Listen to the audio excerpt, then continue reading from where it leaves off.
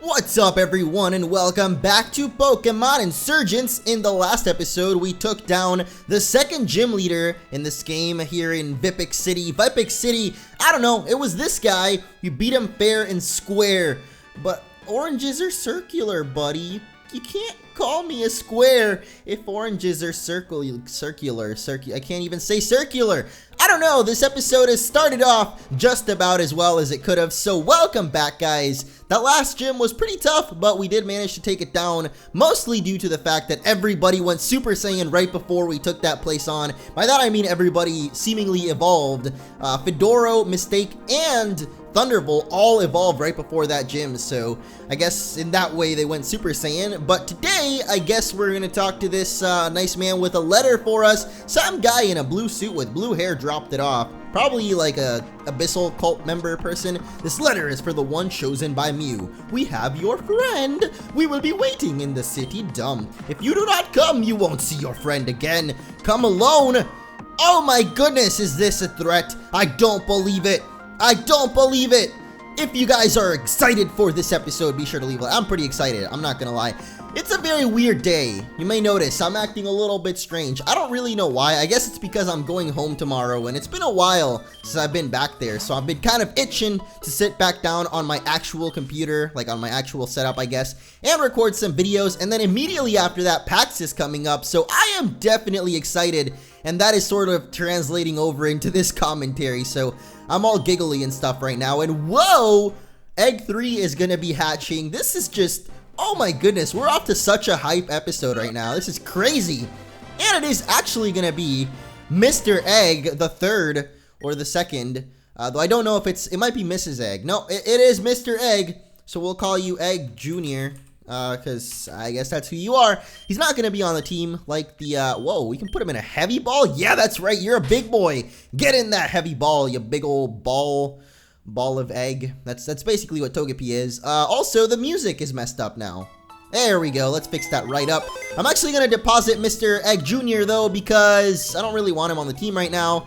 And just in case we run into another Pokemon that we might want to catch, you know, we can always do that. But Krakatoa, whoa, Krakatoa voice crack there. Krakatoa, I guess, is going to stick around on the team for a little bit, because I do want to see Mega-type Typhlosion eventually, but I don't know when he's going to come into, like, when we can get him, I guess, in this game. I don't even know if we can get him, considering this game is only 3 gyms long right now, but we are going to swap up Tusk up first, because he's been definitely lacking in the levels. Look at that. Mistake and Thunderbolt are just killing it right now, and everybody else is just kind of, taking it slow, you know, a little bit on the slow side, but we are taking on some Abyssal dumpsters here. We're going to dumpster some Team Abyssal cultists. That's a weird pose that you're doing there. It's like your torso. What even are you doing? I don't know. It's like her body just does not fit. Her legs seem like they're separate from the rest of her body. But, you know, we're not going to judge her based off of her body looks. You never know, man. Don't judge a book by its cover. That's what I always say. I don't really always say that, though, because I usually go with the book that has the cool cover. Honestly, though, all I'm saying is, if you're an author out there and you make a book with a cool looking cover, like, that book is gonna sell way more than a book with a lame cover. Let me just tell you that. So, aspiring authors out there, if you're trying to get your hit book out there, you know, put some like put some handcuffs on the cover, like black and white handcuffs. That'll get you some sales. Or let me see, let me think of some other books. Put an apple on it, you know, or whatever. Harry Potter was pretty cool because, you know, they're kids books, so they gotta have cool covers. But, you know, you adult writers out there, just put some handcuffs, put some apples. I don't know if you know what I'm talking about, but the apple I think is Twilight, and then the handcuffs, obviously, we're not going to go into the details here, because that's just kind of weird. And they're making a movie about it too, and I don't understand. I also forgot that you are not a dragon type yet, Mr. Skrelp. I kind of thought that, you know, maybe just because you're a little seahorse doesn't mean you don't get to be a dragon.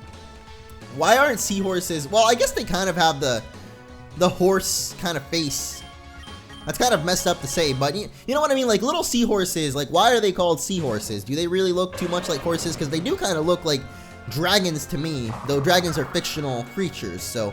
Oh, wait, sorry. No, they're not. The dragons are totally real, and they looked like seahorses do. So, you know, Maybe they should be called sea dragons, not seahorses. I don't know. We could ask our buddy Horsey, maybe. He might know. He's a seahorse. They just flipped around the letters. But anyway, getting into the groove of Pokemon and things here. So, I'm actually going back home tomorrow, which I mentioned at the beginning of the video. But just to talk a little bit more about that. Like I said, it's been a while since I've been here. And I mean, I don't like vacationing and hanging out with friends and family and all that. But after a while, going back home can be pretty awesome. And I'm kind of excited for that because, well, I was really excited to go back home actually. But PAX is happening the very next day. So I'm going to be home for like a day and then already be leaving again. So, you know, that kind of has me like not really worried, but has me excited, but at the same time not really, because I do want to just chill out at home for a little bit longer. Why? Oh, this is a city dump. That's why there's trash everywhere. I get it. I thought that they were actually going to be stuff you can pick up. Garbodor? Nope, Stunky. Close enough. I thought that this place would just be full of Garbodors all over because, you know, it's a dump. What else are you going to find but trash bags? And these wild Pokemon are higher level than us right now. So that is pretty cray-cray. Definitely going to have to do some training. I mean, Mistake and I'd even say Fedora, who's at 32. They're okay, I would say. But Tusk and Krakatoa need some work. Oh my, are you, what? Okay. Well, that just happened, everybody. Did not take into account the aftermath. So now we're going to have to go heal up and I'm going to buy some items. So I'm not exactly sure what we're doing in the dump here. Oh wait, our friend got kidnapped and for some reason this beautiful abyssal cult decided to take our friend to the city dump because, you know, why not? We have your friend. Don't even think about running away. Why would you take him to a dump though? I like the creativity though from the creators with using the big piles of coal from, I think, Orberg Mine. Oh my. Frogadier, my pal. Could you keep it down just a little bit? Just keep it down. I saw the movie Neighbors the other day, actually. I don't know if you've seen it. Well, there's a lot of you out there, so I'm sure some of you have seen it. But this Seth Rogen and what's his name? Zac Efron movie where they're neighbors and one of the... Could you please keep it down, sir? So anyway, there's this part in the movie where, you know, they're trying to tell the kids to keep quiet. And I feel like that's what I have to do to that Frogadier right there. It's just like, keep it down, you know? I thought I saw Kingdra for a second, but it's Kingler actually who's bringing down the pain, stomping us down. I'm wondering if Kingler actually uses his big claw to stomp instead of his like feet, because he doesn't really have that big of feet, but that big claw, like imagine being stomped down by that big claw there. That would probably hurt. So yeah, that's what I gotta tell Frogadier when he's making that super loud noise. Just like, keep it down, you know, please. Like, we have a baby here trying to sleep. That would actually kind of suck though if you just had, well, there's these like frogs in Puerto Rico called coquis, which if you live here, you would know about them, because notoriously known for their loud noises late at night that they make all throughout the night. And I mean, if you live here, you don't really mind them at this point, because it's like you've lived with that your whole life, so it's like you don't really hear the noise anymore. But imagine having that sound, the Frogadier sound, going on all night long while you're trying to sleep. I feel like that's something you wouldn't really get used to, unlike the beautiful coquis. So if you don't know about the coquis though, definitely look it up. So C-O-Q-U-I. Now look up the sounds. So look up coquis sounds. And imagine that playing throughout the entire night. Well, it depends on if you live like in the city or more in the countryside. Like right now I'm kind of in between both. Like I'm at the edge of the city, so there is a lot of countryside. So you do hear them, I guess, because there's not really like a jungle, but there's a mountain nearby. I always call it jungle, but I guess it's more of a forest, not a jungle. I just like the word jungle. Like imagine living in a jungle. It just sounds cool. So yeah, look that up, coquis sounds, and imagine that just kind of peacefully in the background while you're sleeping. Like I kind of don't mind it anymore because I guess I grew up with it, but I guess if you are more of a tourist and you're coming here, if you stay in the city, you won't really hear them because they're not in the city, they're just kind of in the forest and everywhere else.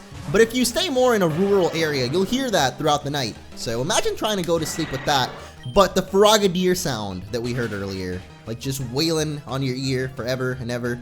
And this has just gone to a completely different discussion now, but it's because we're just fighting team, well, not even team, abyssal cultist grunt people. Do we really even call them grunts though, if they're just cultists? Like, are they really? They're kind of grunts though. I mean, the cults are just kind of a reimagining of the teams in other Pokemon games, I guess. And also, acrobatics does a lot of damage, I guess. So thank you, Mr. Golbat, for that. I really love it. I also know that you're going to be faster than us, so please don't kill. And critical hit. Oh boy. Oh boy. Krakatoa, can you finish this off? I mean, you're probably going to get one shot here. I know that you're not faster. Wait a second. This is not going to kill it, is it? No, that's all right. It's a lot of damage there. And we're dead. All right. It was worth a shot, you know. It was definitely worth a shot there. So 3 of our Pokemon now dead to a singular Golbat. And I talk so much about the fact that I don't like Golbat as a Pokemon. I really hate Golbat. And then it does that to us. So that's what happens when you hate on the Golbat. You're gonna get stomped. We didn't really get stomped though. We got stomped by Kingler earlier. We just got crit a lot. Like, I think we got crit like 3 times. And I know Air Cutter's got a nice chance of critting, so I don't blame him for it or anything. Well, I do blame him because that's why we died, but, you know, I'm not gonna hold it against you is what I'm saying, Mr. Golbat. I just really don't like you as a Pokemon. I'm just, any trainers that have a Golbat, I had a Golbat at one point, so now I'm a hypocrite, but that's okay, because I'm a hungry hypocrite. And finally, Crawdaunt goes down. So, I think I'm going to take on the rest of these cultists. And I'll see you all in a little bit. Hopefully get some good training on Axew, because I need to focus up here. A battle of disgusting creatures, but who will come out victorious? Probably Mistake, but, you know, we can't take away from Malamar's beautiful looks, if we can call it that. This is all weird. Mistake, Malamar. You know, Mistake won the battle, but who won the battle of ugliest Pokemon there? Let me know. Who do you think? Malamar or Delta Venusaur? Delta Venusaur is beautiful, though. I think it goes needless to say, but Lavender Town music going on here. I don't know if this is really the scariest place, but as far as being kind of gross, I guess it works. You know, Lavender City is pretty gross. Is it City or Town? I don't know if it's Lavender Town or Lavender City, but they're both pretty gross in their own way. So I guess you could compare Lavender to a dump in that it's kind of gross in the way that it scares people. It kind of grosses you out how scary it can be. Oh my goodness. These 5th gen Pokemon transferred over to the 4th gen graphics. Some of them are working out, but for some other ones, like the sprite looks huge to me. Same thing with Axew, actually. Like, I guess they just took this one from Pokemon Black and White, but Black and White had like really small sprites, so that's why it looks huge when you bring out Axew like this. So they look a little bit off.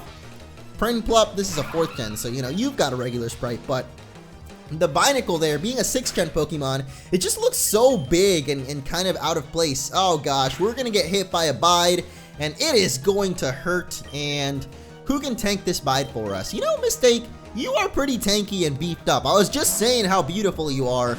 Honestly, I don't even know how I asked that question, because obviously Mistake here is way more beautiful than Malamar. Malamar is just, and you couldn't even tank it out. So, I apologize for that. I miscalculated your tankiness there, Mistake. I just, you know, you look kind of like a tanky Pokemon, but maybe you're not. Maybe you just, it's all looks. There are some things like that look like they're going to be really tough and resistant, but then they actually end up being kind of weak and frail. There's, what are some other examples I could give of that? I'm not sure. It's like if you built a tank, like an actual army tank, but you built it out of like, paper. So you'd have like a tank. It would look like a tank, but you made out of paper. So it kind of defeats the purpose of a tank. That's kind of what you look like to me, Mistake. You look like a tank, but you're made out of paper, so you crumble down like the mache that you are. Why is this okay, Skuntank. There we go. That's why it's not going down, because he actually has tank in his name. So obviously he's going to be tanking up some damage there. I love it. Amongst all of the garbage is an Ice Heal. Wait, why is the Ice Heal yellow? I thought Antidote was yellow. No, I swear Antidote is yellow. Yeah, Antidote is yellow. Ice Heal is red. Pink. Kind of pinkish red. That's weird. What color is Paralyzed Heal then? I don't have any, so I can't tell. Whatever. I guess that's it for all the cultists around this area, unless there's some more over here. I really hope no wild Pokemon. Oh, there are actually more cultists over here, so wow, there's actually a lot more cultists. This is an Awakening, which is also not yellow, I should point out. Maybe they're just all old because, you know, we're in a dump, so why is this that is some really, really nasty water there. I keep thinking this is an item because it looks kind of different from all the trash that's around. So yeah, there are a lot of abyssal cultists around here. I'm gonna try and battle all of them just for some extra EXP, but I'm not gonna show off all the battles because that's a lot. Did we really need that again? Did we seriously need that noise again? Aw, look at this little guy. He looks like he's saying hello.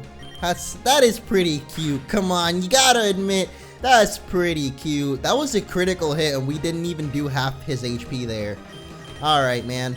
I feel like every episode now has become me saying, I need to train up more. And then I don't train up more. And then I get paralyzed because this game... Oh, okay.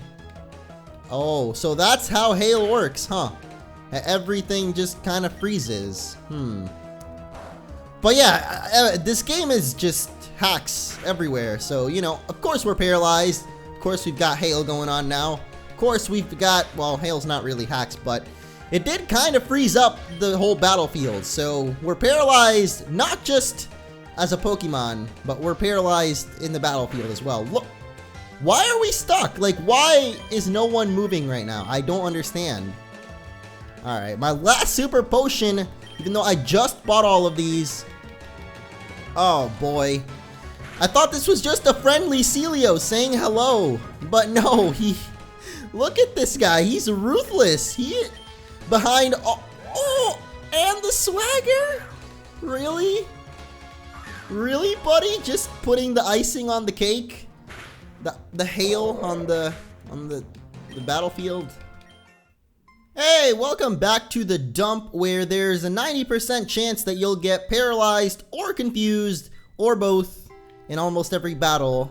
I'm your host, The Crunch, and here's a wild Pokemon battle with a Trubbish this time. I knew you were somewhere around here, Trubbish. You know, you can't have a garbage dump as a location in Pokemon without having the garbage Pokemon. Literally, he is garbage. Be somewhere in there. So, you know, I was missing you, Trubbish. And there's Venipede too. Another almost painfully loud cry coming out from him. But we made it to the ending of the dump, the end of the dumping. No more shall we be dumped. Oh my gosh. Do they really have him like just on a little island in the middle of a toxic waste? This guy's about to become the Joker here. Like, I don't even know, man. So you came. Yes, I did. In all honesty, I wasn't expecting you to. We heard you talking about Mew as I was walking by the gym. You know, someone who has a chance of being the hero of a prophecy and saving the world should be a little more careful about what they might say. So here's the deal. You give us Mew in exchange for your friend. Don't do it, Mose. I'm not worth it. Really, dude? You're a human. You know that? Mew's a cat. Very well. If you won't give it to us voluntarily, we'll take you out. Now I can't read. Cultists, go destroy this impudent child. Yes, ma'am. Oh, you're a lady? Okay, well, I'm very sorry. I was doing the wrong voice for you there, but it's not like it really matters, because here comes the dynamic duo, Starmie and Dugong. The dynamic Duogong. Just trying to make a pun there. There's no pun to be had here. Except for the fact that the Starmie's probably going to confuse one of us, or, you know, go Swift. For once, this game is going for the damage over the hacks. I can't believe it right now. Alright, Tusk is dead, so sayonara, buddy. Rip in pieces. I thought that maybe you could take out Dugong before getting hit, but nope, you're just not fast enough right now, Axu. So yeah, I'm definitely gonna have to train up more, even though I thought I already did some good training before that last gym, but what the heck was that? Did Aquajet just shoot out like blue paper airplanes at us? Oh, there's the confusion. I knew it was coming eventually. And will we be able to hit our attack through it? That is the real question here. You know what we should do here is just paralyze Fedoro right now with Thunderbolt. Like, why the heck not? This game is already out against us as it is. Oh my goodness. Didn't see that one coming, everybody. That's for certain. I did not see that coming. And here comes another paralyzed. Well, we're not paralyzed for now, but I'm expecting someone to paralyze us at some point soon. But you know, the confusion is enough as it is. Oh, there it is. There it is. I'm just having terrible luck today, it looks like. What was that knockoff? That was not even a... That looked more like you were waving by us than you were knocking something off. Oh, God. Now we're both confused. Oh, boy. It's like, now, could you imagine if in a double battle confusion just randomly decides to hit your ally? Like if Thunderbolt just turned around and Thunder punched Fedoro in the face. That would suck. There goes Fedoro, thanks to the beautiful beauty of confusion. What? Did someone just use Swift twice? Did that really just happen? I don't think it just happened, but it's kind of weird because it shows that there are only 2 Pokemon on the enemy's team, but that actually means I think that there's 2 per person. Gosh dang it. Come on. At least someone snaps out of it. I love you, Thunderbolt. You're the only one that listens to me, despite you being a traded Pokemon. You are the only one that's been able to hit attacks through the confusion, through the fire and the flames. Thunderbolt carries on. Okay, so yeah, the one Pokemon thing, it only shows it for... Oh, God. He brought out a poison type. Oh, wait. It was against Crawdaunt. Okay.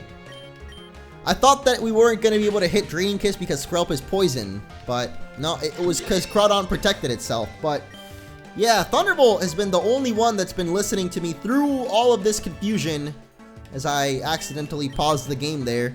It's weird how when you pause the game like that, it pauses the dialogue midway through loading the dialogue, so it's a little bit weird. But I think that the thing shows only that what the first trainer has. So if there's 2 in a double battle, whatever the trainer that's leading off that double battle, they're only going to show the Pokemon for him. So even though those guys technically had 4, it only showed 2, so 2 apiece.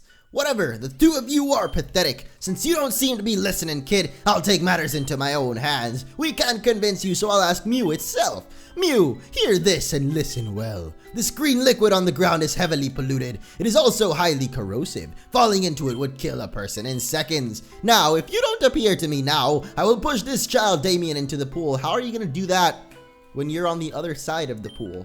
Do you have a string attached to his legs or something you're going to pull on? Make him fall over? Damien, you should probably just jump across, man. It doesn't seem that long of a jump. You wouldn't want that, would you? The end of an innocent life. Well, what do you say? Come on, Mew. Come on. Come on. Oh my gosh. This is all just going downhill right now. Pokemon like Mew are far too predictable. Now, Mew, if you want these children to stay alive, come here. It's time for you to leave Moe's and join us instead. What? There he is. It's the Shaymin. Yep. And he's charging up his Spirit Bomb. Oh, there's the Spirit Bomb, which is actually Seed Flare. Yeah, that was amazing. What? Shaymin? Why is Shaymin, another of the Pixie Legendaries, here? Is Damien one of the Digi-Destined too? No way. No way. We can't take on 2 Legendaries at once. Episode called Retreat for now. Moe's, Damien, you damn well believe we'll be back soon. Hey, watch your mouth there, lady. You better wash it in that purified water of Shaymin. Why did you rescue me? Cause you're the chosen one. You want to travel with me, but that's incredible. Does that mean I'm a Digi-Destined? Or Poke-Destined, I guess. Wow, I didn't think I was that special. But that means the prophecy could be about either me or Moe's, or Nora, or probably another kid. It's literally the Digi-Destined. I can't use Shaymin except when it's safe. I need to go find Nora and tell her all the good news. I'll meet up with you later, Moe's, and thanks for rescuing me. I appreciate it. Yeah, don't mention it. Even though I did nothing, it was all Mew.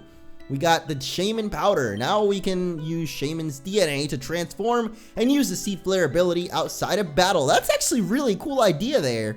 We can now Seed Flare outside of battle to, I guess, clear up polluted areas like this one, even though it also cleared up. So I guess Seed Flare is kind of like Tesseract from Zeta and Omicron, where it works across the entire map that you're on. So that's pretty cool. Unfortunately, it did not clean up all of these heaps of garbage. All it did was clear up the pollution in the water. I wonder if that changes the Pokemon that we can find here. Like maybe there's no more garbage.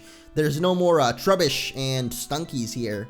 Now instead we have the clean equivalents of them, which, what would be like the clean equivalent of Trubbish? Is there like just a regular plastic bag Pokemon? No, I don't think there is. There's probably some Pokemon that promote the purity of the earth though. There's a lot of those actually. Pretty much any grass type you can consider like, oh, let's keep the earth clean because I'm a awesome grass type. And never mind, you know, the Pokemon are still the same. Not that I expected them to change, but thankfully we didn't have to battle the Abyssal Cult leader because my Pokemon were pretty beat up after that double battle there. But I guess that is gonna be it for this one. It was pretty...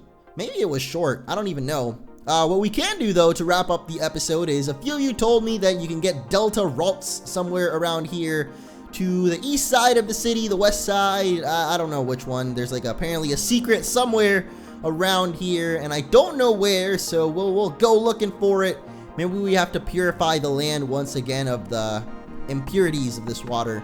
I don't see where it is, so it's probably down here somewhere. So I guess we might do that in the next episode. Let's just scout ahead and see what is coming up. The Crossroads. Thank you guys for watching, and see you all then.